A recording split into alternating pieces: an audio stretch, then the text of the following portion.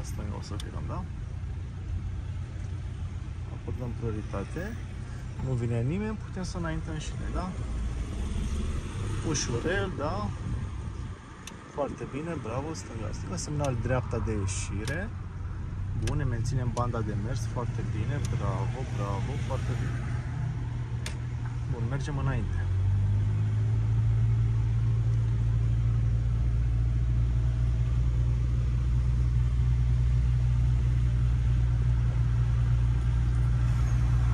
Să nu uităm, aici decedează trecerea și obligatoriu dreapta, da? Te uiți în partea stângă.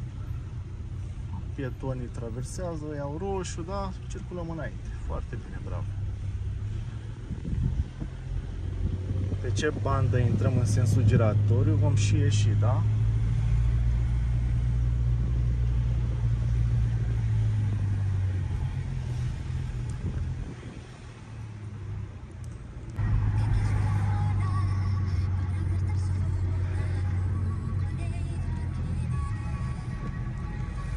Deci suntem pe banda 1, din giratoriu vom ieși tot pe banda 1, da?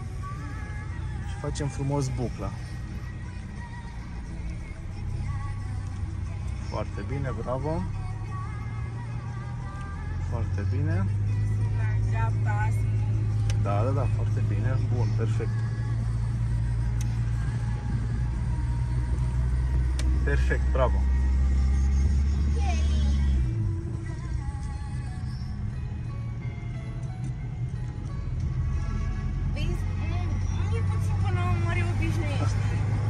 Dacă am conduce zi de zi ar fi perfect, nu?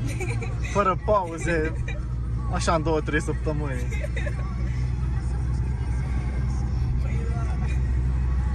Și dacă s-ar putea să dai sala și să iei din prima așa imediat, știi, fără să înveți. Ce bine ar fi atunci! Dar nu, învățați copii că e cel mai bine.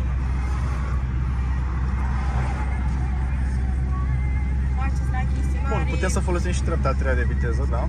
Super, trebuie să spun eu. Cât timp nu depășim viteza maximă, da? Legală.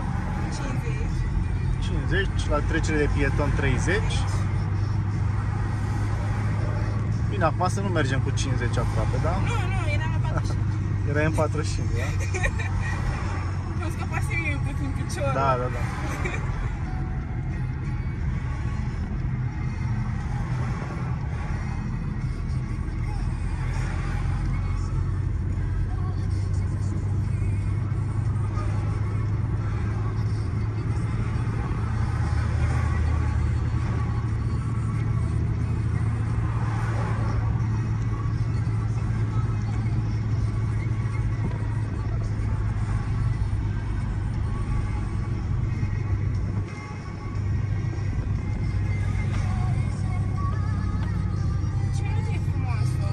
Nu știu cum se numește, cât ți-a zice. Ce de frumoasă așa. Bun. Ce facem cu treptele de viteză și cu banda asta?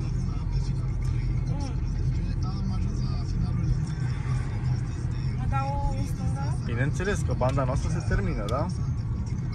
Ne asigurăm, semnalizăm. Dacă mai schimbăm și treapta de viteză, facem totul perfect. Treapta a doua, da? Ușor.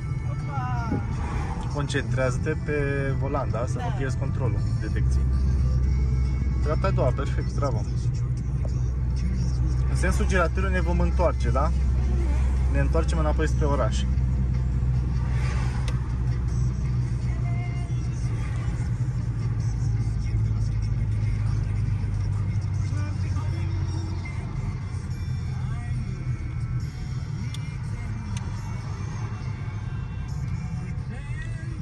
Deci ne întoarcem spre oraș, da?